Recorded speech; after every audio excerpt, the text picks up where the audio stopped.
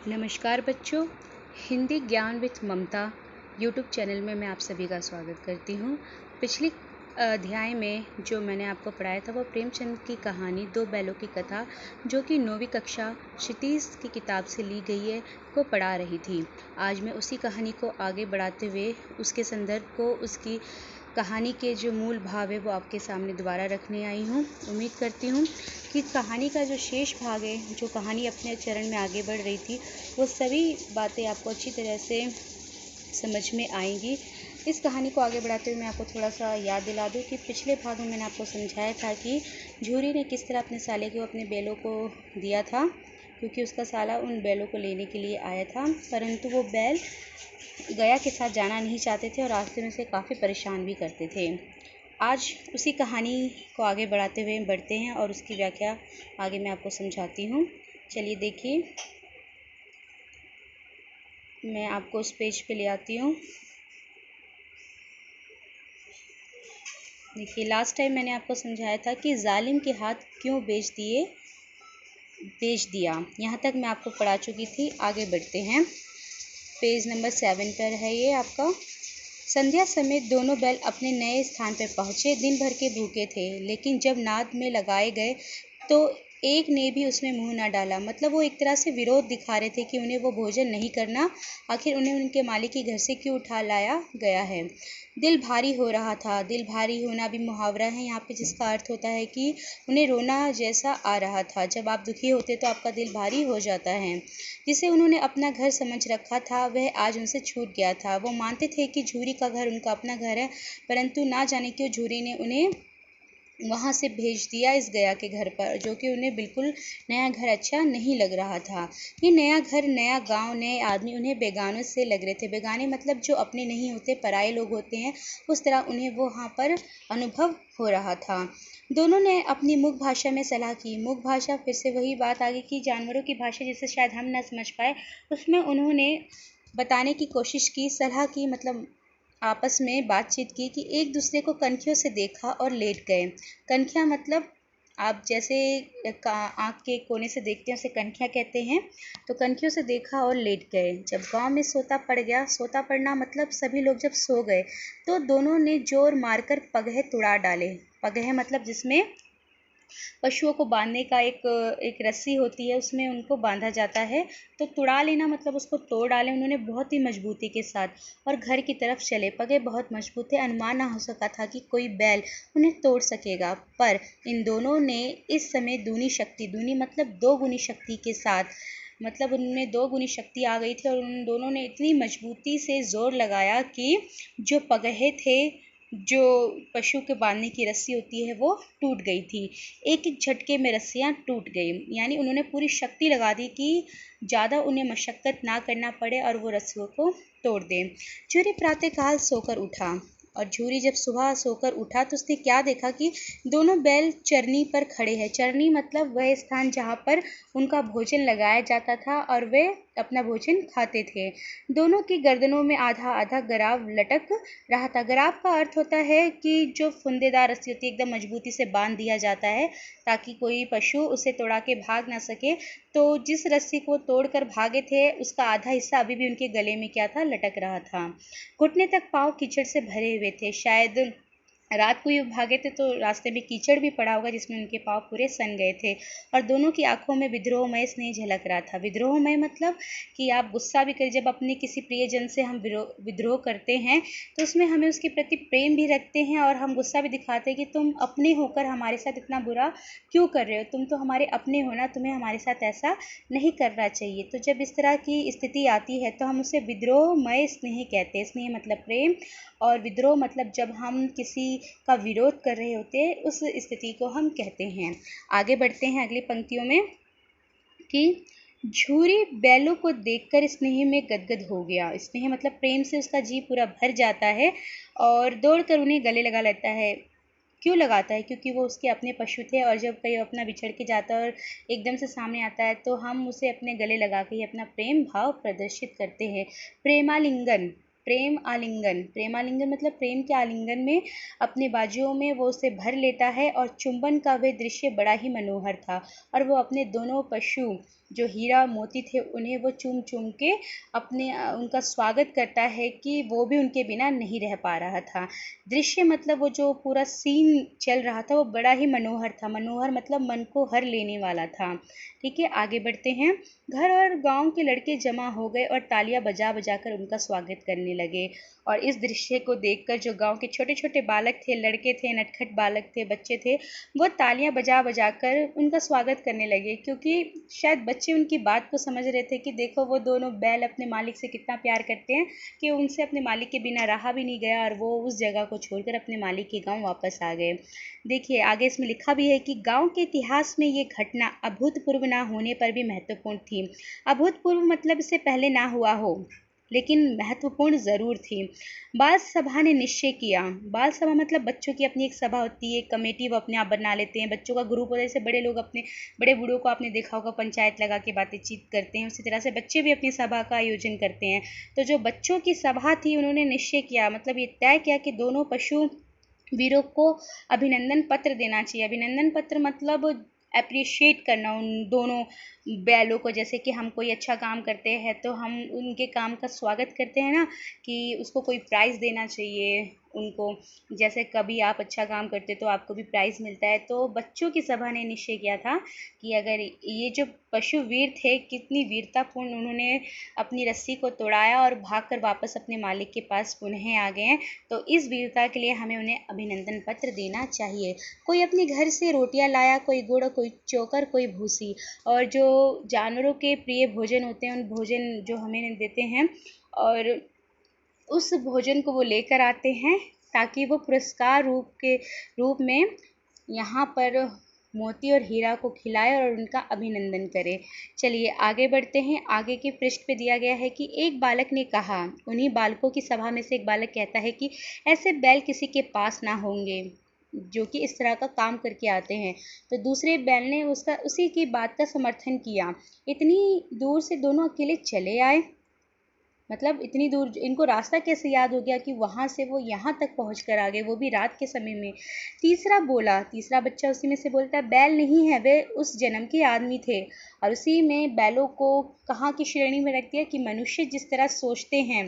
देखिए यहाँ पर जो प्रेमचंद बच्चों के माध्यम से बताना चाह रहे हैं कि चाहे बड़े ना समझ पा रहे हों, लेकिन जो बच्चे हैं वो जानवरों के मन भाव को समझते हैं। आपने देखा होगा बड़ा व्यक्ति भले एक छोटे से जानवर के बच्चे को ना लाए, लेकिन एक छोटा सा बच्चा छोटे से जानवर के बच्चे को देख के कितना ही खुश होता है और उसको वो अपनी गोदी में उठा लेता है। भले हम बड़े लोग ना उठाए, लेकिन बच्चा चाहे उस पर कितनी मिट्टी लगी, चाहे कैसा हो, उसके भाव को समझ जाता है और उसको पुचकारता है, अपनी गोदी में लेके खिलाता भी है, उसको नहलाता धुलाता भी। फिर उसके लिए अलग से बर्तन तैयार सब करवा लेगा मम्मी से बोल के, मम्मी उसके लिए बर्तन ला दो, उसमें दूध डालेंगे। अगर कोई कुत्ते का बच्चा अगर किसी बच्चे को मिल जाता है या बिल्ली का बच्चा मिल जाए तो उसको ये लगता है कि मुझे उसको पूरी सेवा देनी है, उसकी पसंद की सारी चीज़ें मुझे ला कर देनी है। तो एक छोटे बच्चों का अपना ही बाल मनोभाव होता है और वो उसी के हिसाब से सोचते हैं। तो यहाँ पे बच्चों की दुनिया है, बाल मनोकल्पना है। वो क्या बोल रहे हैं कि बैल नहीं है, वो उस जन्म के आदमी है। ये कह रहे हैं कि देखिए इन्होंने जो ये काम किया दोनों बैल ने, ऐसा लगता है मानो कि वो पिछले जन्म में दोनों को ही आदमी रहे होंगे, तभी उनमें इस तरह का गुण आया है। आगे बढ़ते हैं। इसका प्रतिवाद करने का कोई भी साहस ना हुआ। प्रतिवाद करना मतलब कि किसी बात पर जब कोई अपनी बात रख देता है तो उसे प्रतिवाद कहते हैं। परंतु जब उस बालक ने कहा कि कोई भी मतलब उस बालक ने, जब तीसरे बालक ने ये कहा कि ये पिछले जन्म के आदमी थे, तो ये बात सबको इतनी सुंदर लगी, अपनी ओर आकृष्ट करने वाली लगी, आकर्षित करने वाली लगी कि कोई भी उसकी बात को काट ना पाया। आगे बढ़िए। झूरी की स्त्री ने बैलों को द्वार पर देखा तो वह जल उठी। उसकी स्त्री को गुस्सा आया कि उसके भाई का घर ही छोड़ कर आए हैं और भाई इतने मनोभाव से आया था कि वो ले जाएगा इन बैलों से, अपने काम करवाएगा, लेकिन ये नमक हराम जो बैल थे इन्होंने मतलब मेरी इज्जत पानी में डुबा डाली। देखिए बोलती भी है वो आगे, बोली कैसे नमक हराम है बैल है कि एक दिन का दिन वहाँ काम ना किया और भाग खड़े हुए। झूरी अपने बैलों पर यह आक्षेप ना सुन सका, और जो झूरी था, जब पत्नी ने उसके बैलों को बुरा भला कहा तो उसको बहुत गुस्सा आया कि क्यों उसके बैलों को नमक हराम कहा जा रहा है। देखिए लिखा भी है कि नमक हराम क्यों है, चारा दाना ना दिया होगा तो क्या करते। झूरी को ऐसा महसूस हुआ कि हो सकता है कि वहाँ पर ठीक प्रकार से इन्हें भोजन ना दिया गया होगा, इसी कारण दोनों बैल वहाँ से भागे होंगे। तो स्त्री ने अपने रोब के साथ का, जैसे मुख्य रूप से आप घर में स्त्रियों को देखते हैं कि वो अपनी बात को मनाने के लिए तरह तरह की अपनी बातों का पूरा प्रूफ लेके चलती है, उसी तरह से स्त्री ने भी कहा कि तुम ही तो बैलों को खिलाना जानते हो। मतलब उसने उल्टा अपने पति पे आक्षेप लगाती है, जैसे कि तुम इकलौते हो उस दुनिया में जो बैलों को बहुत अच्छे से खाना खिला लोगे, बाकी तो कोई उस दुनिया में है ही नहीं।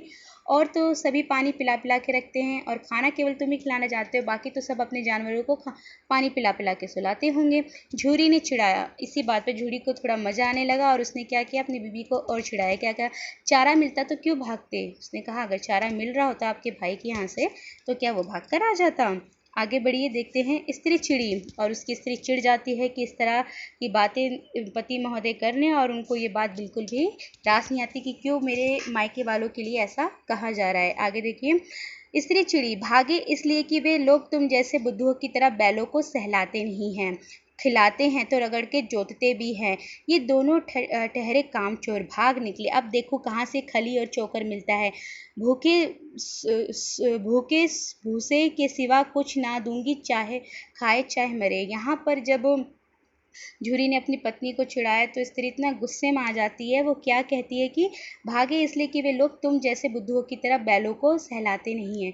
मतलब यहाँ पर जो उसकी स्त्री ये बोलती है कि बैल से केवल उससे काम लो, उस पर ज़्यादा अपना मानवता का या पशुओं के प्रति प्रेम दिखाने की कोई ज़्यादा ज़रूरत नहीं होती है। जो जिस तरह का तुम व्यवहार करते हो ये सब दिखावा है, इसे करने की कोई ज़रूरत नहीं है। इनसे जितना इनको खाना खिलाते हो उतना ही इनसे काम पूरा निकलवा लेना चाहिए, नहीं तो ये सर पे चढ़ जाते हैं। और वो यहाँ पे कहती है कि ये दोनों ठहरे कामचोर, और तुमने इन दोनों को इतना सर पे चढ़ा लिया कि कामचोर हो चुके हैं और ये काम करना नहीं चाहते हैं। अब इनकी सज़ा यही है कि अब इन्हें खली और चोकर बिल्कुल नहीं मिलेगी और ये केवल सूखा भूसा ही खाएंगे, और चाहे मर जाएं मुझे इनसे कोई मतलब नहीं है। वही हुआ, मज़दूर को कड़ी ताकीद कर दी गई। ताकीद का मतलब उसको मज़दूर जो उन बैलों की देख रेख करता था उसको समझा दिया गया कि बैलों को खाली सूखे भूसे के अलावा कुछ नहीं दिया जाएगा। बैलों ने नाद में मुंह डाला तो फीका फीका, जब बेचारों ने नाद में मुंह डाला तो उनको खाना फीका फीका लगा, कोई भी उसमें चिकनाहट नहीं थी, कोई रस नहीं था। बेचारे क्या खाए, आशा भरी आंखों से द्वार की ओर झांकने लगे, यानी ताकने लगे, देखने लगे कि कोई आएगा और इस भोजन को स्वादिष्ट करेगा, इसमें थोड़ी सी रोटी, थोड़ा सा इसमें खली चोकर डाल देगा तो भोजन का स्वाद बन जाएगा। और एक आस भरी नज़रों से वो द्वार की तरफ, मतलब जो घर मालिक का घर था उसके द्वार की तरफ ताकते हैं और देखते हैं कि अब मालिक आएंगे कुछ डालेंगे। झूरी ने मज़दूर से कहा कि थोड़ी सी खली क्यों नहीं डाल देता वे, मालिकिन मुझे मार डालेगी। तो मज़दूर क्या बोलता है कि अगर मैंने ऐसा किया तो वो मुझे मार डालेगी। चुरा कर डाला ना दादा, पीछे से तुम उन्हीं की सी कहोगे। और यहाँ पे मज़दूर कहता है कि अभी तो आप मुझसे डलवा रहे हो, कल को अगर मैंने डाल दिया तो आप अपनी बीवी की साइड ले लोगे और मुझे ही डांटने लगोगे। आगे बढ़ते हैं। ये आपस में मज़दूर और झूरी की बात चल रही है। दूसरा पेज है मुख्य रूप से, देखिए। दूसरे दिन झूरी का साला फिर आया और बैलों को ले चला। अब कि उसने दोनों को गाड़ी में जोता। 4 बार मोती ने गाड़ी को सड़क की खाई में गिराना चाहा। मतलब इसमें जब हम पढ़ रहे हैं तो हमें क्या पता चल रहा है कि झूरी दूसरे दिन आता है और बातचीत करके यहाँ से दोनों बैलों को ले जाता है। अब की बार उसने दोनों को गाड़ी में जोता है और इस बार उसने एक गाड़ी लेकर आता है और उसमें उसको बांध लेता है और उसके माध्यम से लेके जाता है। 2-4 बार मोती ने गाड़ी को सड़क की खाई में गिराना चाहा, पर हीरा ने संभाल लिया। वह ज़्यादा सहनशील था। संध्या मतलब शाम का समय घर पहुंचकर उसने दोनों को मोटी रस्सियों में से बांध दिया। मतलब जो रस्सी पहले थी अब उससे ज़्यादा मोटी रस्सी से दोनों को बांधा ताकि दोनों भाग ना सके।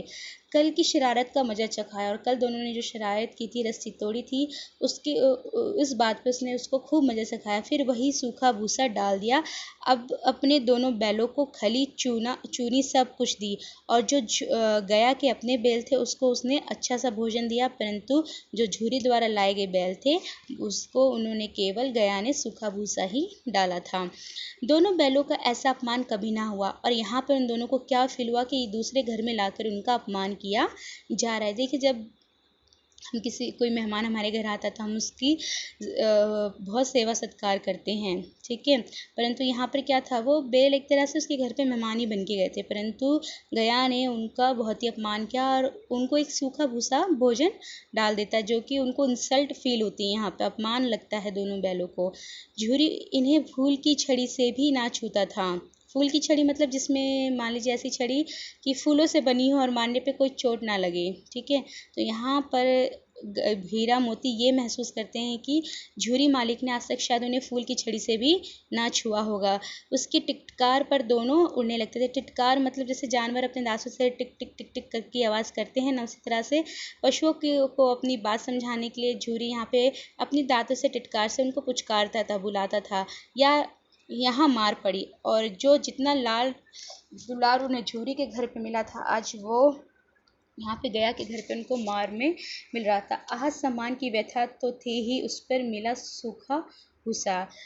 मतलब उनके सम्मान को आहत हुआ था। चोट, आहत मतलब चोट लगी थी, ठीक है। इतना दुख तो था ही, पर खाने में क्या दे रहे थे, सूखा भूसा। नाद की तरफ आग तक ना उठाई और जब बिना पसंद का भोजन मिल रहा था तो उन्होंने नाद की तरफ देखा तक भी नहीं। दूसरे दिन गया ने बैलों को हल में जोता, पर इन दोनों ने जैसे पाँव ना उठाने की कसम खा ली थी। दोनों ने ये निर्णय लिया कि हमें इसका खेत नहीं जोतना है, क्योंकि एक तरह से वो विद्रोह कर रहे थे वहाँ पे, क्योंकि उन्हें अपमान हुआ था, उनकी इंसल्ट की थी गया ने। तो वो इंसल्ट का विरोध करने के लिए वो अपने पैर नहीं उठाते हैं। वे मारते मारते थक गया, पर दोनों ने पाँव ना उठाए। एक बार जब उस निर्दयी ने हीरा की नाक पर खूब डंडे जमाए तो मोती का गुस्सा काबू के बाहर हो गया और जब दोनों अपने पैर जमा के खड़े थे तो पैर उठवाने के लिए गया क्या करता है, वहाँ पर निर्दयी ने हीरा की नाक पर खूब डंडे जमाए। जो हीरा बैल था उसके नाक पे खूब मारता है, तो मोती का गुस्सा काबू के बाहर हो गया। जैसे ही मोती ने देखा कि जैसे ही मोती ने देखा कि हीरा को गया ने मारा है तो मोती को खूब गुस्सा आता है। हल लेकर भागता है। हल, रस्सी, जुआ जो सब टूट टाट कर बराबर हो गया। गले में बड़ी बड़ी रस्सियाँ ना होती तो दोनों पकड़ाई में ना आते और वो दोनों वहाँ से खेत से भागने की कोशिश करते हैं, परंतु दोनों के गले में बड़ी रस्सी होती है तो लोग उन्हें पकड़ लेते हैं। लेकिन ये अनुमान दोनों लगाते हैं, अगर हमारे गले में बड़ी रस्सी नहीं होती तो कभी भी हमें पकड़ नहीं पाते। आगे बढ़ते हैं। हीरा ने मूक भाषा में कहा, भागना व्यर्थ है। हीरा क्या कह रहा है, भागना व्यर्थ है। मोती उत्तर देता है, तुम्हारी तो इसने जान ही ले ली थी, अब की बड़ी मार पड़ेगी, मतलब अब पकड़े गए तो वो हमें और मारेगा। पढ़ने दो, बैल का जन्म लिया है तो मार से कहाँ तक बचेंगे। यहाँ पर जो हीरा है वो कहता है कि हमने तो बैल की श्रेणी में जन्म लिया है तो मार खाना तो हमारे भाग्य में ही लिखा है। गया दो आदमियों के साथ दौड़ा आ रहा है, दोनों के हाथों में लाठियाँ, मतलब गया ने दोनों बैलों को पकड़ने के लिए अपने दो साथी को भी वो लेकर आता है। मोती बोला, कहो तो दिखा दूँ कुछ मजा, मैं भी लाठी लेकर आ रहा है। हीरा ने समझाया, नहीं भाई खड़े हो जाओ। मोती ने गया का विद्रोह करने के लिए मन में ठाना था, लेकिन हीरा समझाता है कि नहीं भाई, वो दो आदमियों को भी लेकर आ रहा है तो वो हमारी बुरी दशा कर सकता है, इसलिए विद्रोह मत करो, चुपचाप खड़े हो जाओ। मुझे मारेगा तो मैं भी एक दो को गिरा दूंगा। तो मोती कहता है, अगर मुझे मारेगा तो मैं तो उसका बदला लूँगा और मैं भी एक दो को गिरा ही दूंगा। नहीं, हमारी जाति का ये धर्म नहीं है। तब वहाँ पे हीरा कहता है कि हमारी वो जाति नहीं कि हम विद्रोह करें और किसी को मारें, मारना हमारा धर्म नहीं है। मोती दिल में ऐंठ कर रह गया। हीरा की इन बातों को सुनकर उसको गुस्सा आता है और वो मन ही मन अपनी बात को दिल में समेट के रह जाता है। गया आ पहुंचा और दोनों को पकड़कर ले चला। कुशल हुई कि उसने उस वक्त मारपीट ना की, नहीं तो मोती भी पलट पड़ता और गया ने उस समय उन दोनों को मारा नहीं, चुपचाप घर ले आया। नहीं तो मोती ने ठान रखा था कि अगर ये हमारे ऊपर हाथ उठाता है तो इसकी भी खैर नहीं है। उसके तेवर देख गया और शायद गया मोती के तेवर दे गया था कि बैल गुस्से में है तो वो मेरे ऊपर भी उल्टा वार कर सकता है, तो इसलिए वो चुपचाप शायद उन्हें घर उठा लाता है। उसके सहायक समझ गए कि इस वक्त टाल जाना ही मसलहत है, मतलब ठीक ठाक है हितकर होगा। मसलहत का मतलब हितकर, हमारे हित में होगा। अगर हम विद्रोह करने जाएंगे तो बैल भी हमारे ऊपर विद्रोह कर सकते हैं। आज दोनों के सामने फिर वही सूखा भूसा लाया गया, मतलब आज दोनों के सामने फिर वही सूखा भूसा लाया गया। दोनों चुपचाप खड़े रहे। घर के लोग भोजन करने लगे। उस वक्त छोटी सी लड़की 2 रोटियां लिए निकली और दोनों के मुंह में देकर चली गई। उस एक रोटी ने इनकी भूख को क्या शांत होती, पर दोनों के हृदय को मानो भोजन मिल गया। यहाँ भी किसी सज्जन का वास है। लड़की भैरों की थी, उसकी माँ मर चुकी थी। सत्तोली माँ उसे मारती रहती थी, इसलिए इन बैलों से उसे एक प्रकार की आत्मीयता हो गई थी। मतलब यहाँ पर छोटी बच्ची को ये महसूस हो रहा था कि जिस तरह से मुझे ये लोग मारते पीटते हैं, उसी प्रकार से इन बैलों से भी दिन भर काम लिया जाता है और इन्हें भी मारा पीटा जाता है। जब हम कहते हैं कि हमारे दुख जैसा किसी और को भी दुख होता है, तो हम ये मान लेते हैं कि वो हमारे जैसा ही है। तो जब किसी को हम अपने जैसा मान लेते तो हमें उसमें क्या हो जाती है, आत्मीयता हो जाती है। तो यहाँ पे बैलों को भी यही अनुभव हुआ, यही उनको महसूस होता है कि उस लड़की के साथ भी अत्याचार हो रहा है और हमारे साथ भी अत्याचार हो रहा है। और इसी अत्याचार की भावना को मान लेते हैं कि अत्याचार की भावना से मान लेते हैं कि यहाँ पर किसी सज्जन व्यक्ति का वास है, जो हमारे इस दर्द को, हमारी इस पीड़ा को वो समझते हैं, या वो छोटी सी बच्ची उस सज्जन के रूप में आई है, हमारी दर्द पीड़ा को समझ रही है। आगे बढ़ते हैं पेज नंबर 11 पर। दोनों फिर दिन भर जोते जाते, डंडे खाते अड़ते। शाम को थान पर बांध दिए जाते और रात को वही बालिका उन्हें 2 रोटियां खिला जाती।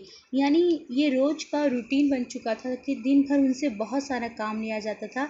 अगर वो इस चीज़ का विरोध करते थे तो उन्हें मारा जाता था। शाम को थान पर बांध दिए जाते थे और पूरे दिन काम लेने के बाद उनसे थोड़ा सा उन्हें प्यार भी नहीं दिया जाता था, सीधा लाके बांध दिया जाता था।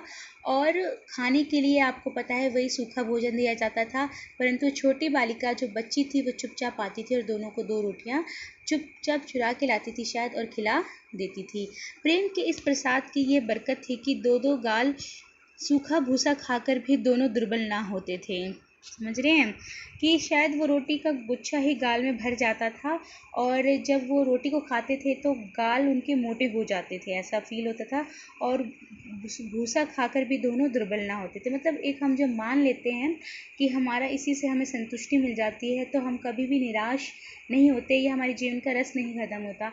तो उन 2 रोटियों को ही वो अपने जीवन का एक मिठास मान चुके थे और ये समझते थे कि इसी से हमें संतुष्टि हो जाती है, और इसलिए वो शायद दुर्बल नहीं होते थे। मगर दोनों की आंखों में रोम रोम में विद्रोह भरा हुआ था। परंतु जो उनके साथ हो रहा था, जिस तरह का उनके साथ वहाँ पे व्यवहार चल रहा था, उनके पूरे हृदय में, उनके मस्तिष्क में इस पूरे दृश्य को देखकर पूरा विद्रोह भर गया था।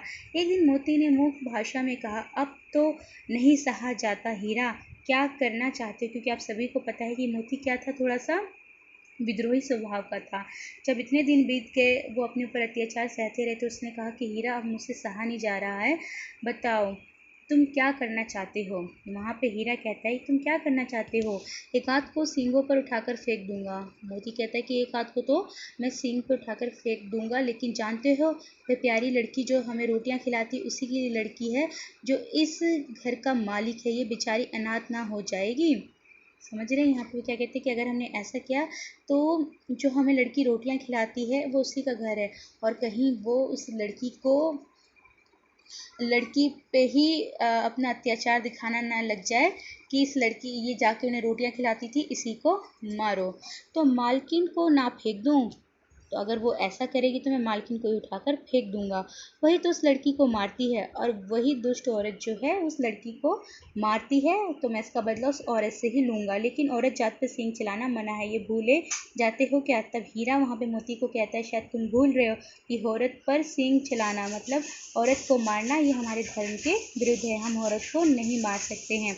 तुम तो किसी तरह निकलने ही नहीं देते, बताओ तुड़ाकर भाग चलें?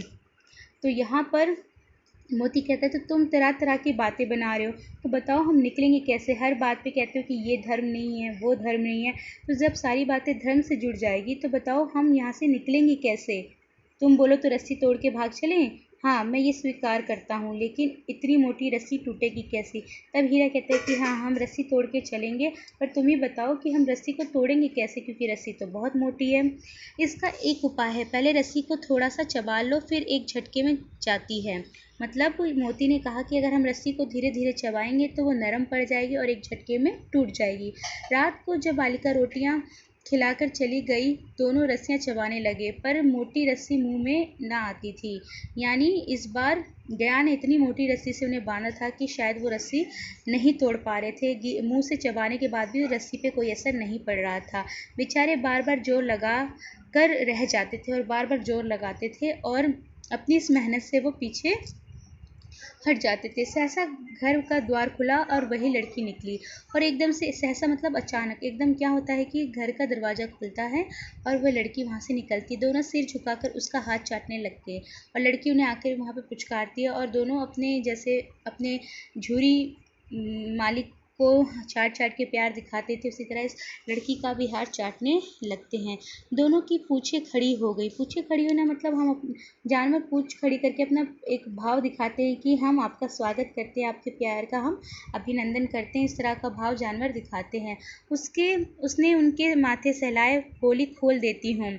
और शायद लड़की ने ये महसूस किया कि हीरा और मोती वहाँ से भागना चाहते हैं और इसलिए वो उनसे कहती है कि मैं तुम दोनों को खोल देती हूँ, तुम चुपचाप यहाँ से भाग जाना, चुपके से भाग जाओ, नहीं तो ये यहाँ लोग मार डालेंगे। और उसे महसूस होता है कि हीरा मोती पे जो यहाँ पे अत्याचार हो रहा है, अगर ज़्यादा दिन तक कोई यहाँ पे रहे तो ये लोग उनसे काम ले लेकर उन्हें मार डालेंगे। और वो उनके कानों में कह जाती है कि मैं तुम्हारी रस्सी खोल देती हूँ, तुम यहाँ से भाग जाना। आज घर में सलाह हो रही कि इनकी नाकों में नाथ डाल दी जाए, यानी तुम्हें और मजबूती से बांध देने की बात यहाँ पर चल रही है। उसने गराब खोल दिए, यानी जहाँ पर उन्हें बांधा जाता है उस हिस्से को खोल दिए। दोनों चुपचाप खड़े रहे, परंतु दोनों चुपचाप खड़े रहते। मोती ने अपनी भाषा में पूछा, अब चलते क्यों नहीं? मोती ने कहा, अब तो लड़की भी हमारे साथ में है, तो अब यहाँ से क्यों नहीं चलता?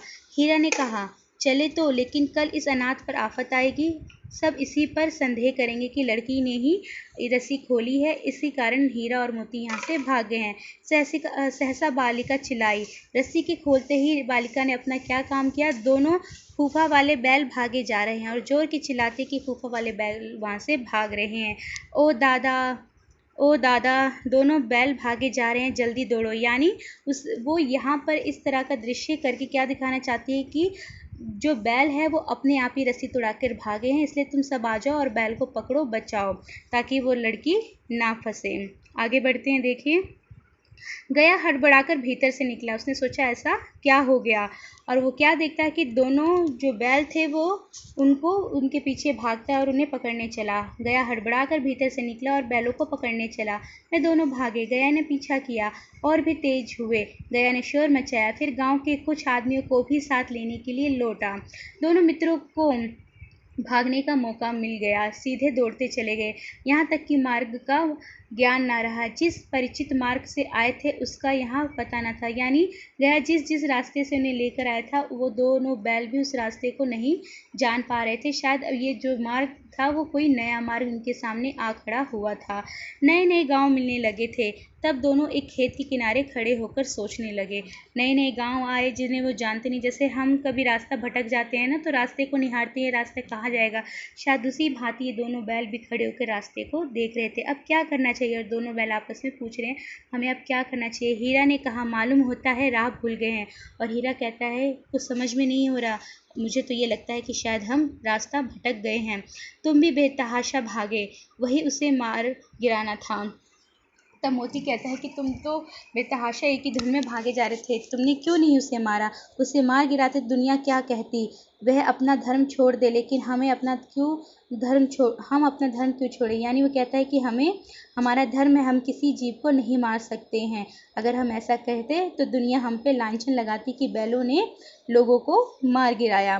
दोनों भूख से व्याकुल हो रहे थे। खेत में मटर खड़ी थी, चरने लगे, रह रहकर आहट ले लेते थे, कोई आता तो नहीं था। मतलब यहाँ पे क्या कहना चाह रहे हैं कि दोनों को बहुत भूख लगी थी क्योंकि बहुत दिनों से उन्होंने ढंग से कुछ खाया नहीं था। वो जिस खेत में चुपचाप खड़े होकर बातचीत कर रहे थे वो मटर का खेत था और वो चुपचाप वहाँ पे चरने लगे। जब चर रहे थे तो एक आंख उठा के ऊपर देखते भी थे बीच बीच में, कोई उनको देख तो नहीं रहा, कोई आ तो नहीं रहा।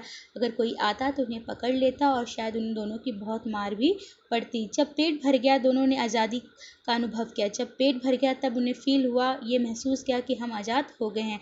तो मस्त होकर उछलने कूदने लगे। पहले दोनों ने डकार ली, यानी भोजन खाने के बाद जिस प्रकार से डकार आता है उसी तरह से उन्होंने भी भोजन के स्वाद को अनुभव किया और एक लंबी डकार ली। फिर सींग मिलाई। सींग मिलाना, आप पुराना दृश्य अपना याद कीजिए।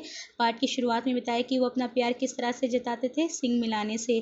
और एक दूसरे को ठेलने लगे। ठेलने मतलब जैसे खेल खेल में ठेल ठिठोली करते हैं उसी तरह से वो एक दूसरे पे अपना जोर दिखा रहे थे। एक जोर से मोती पीछे हटता, दूसरे जोर से हीरा पीछे हटता। मोती ने हीरा को कई कदम पीछे हटा दिया और मोती, आप जानते हैं स्वभाव से भी वो कैसा था, तो उसने पूरी शक्ति से खेल खेल में हीरा को कुछ कदम पीछे हटा दिया, यहाँ तक कि वह खाई में भी गिर गया। तब उसे भी क्रोध आया और अब इस खेल कूद में यहाँ पे हीरा को भी क्रोध आ गया। संभल कर उठा, फिर मोती से मिल गया। लेकिन आपको पता है हीरा लड़ने वाले स्वभाव का नहीं था। वो चुपचाप खड़ा होता है और मोती के साथ मिलकर खड़ा हो जाता है। मोती ने देखा खेल में झगड़ा हुआ जाता है तो वो किनारे हट गया और मोती ने महसूस किया कि अब ज़्यादा अगर हम इस तरह का खेल खेलेंगे तो कहीं हम दोनों भाई में भी लड़ाई ना हो जाए, इसलिए वो किनारे हट जाता है। यह अध्याय काफ़ी लंबा हो चुका है बच्चों, इसलिए इस अध्याय के जो अन्य भाग है मैं अगली वीडियो में लेकर आऊँगी। उम्मीद करती हूँ कि जितना मैंने आपको समझाया है आपको अच्छी तरह से समझ आया होगा। यदि कोई हिस्सा आपको ना समझ में आया हो तो आप मुझे कमेंट करके बता सकते हैं, मैं उसका उत्तर वहाँ पर आपको भली भांति दूँगी। धन्यवाद।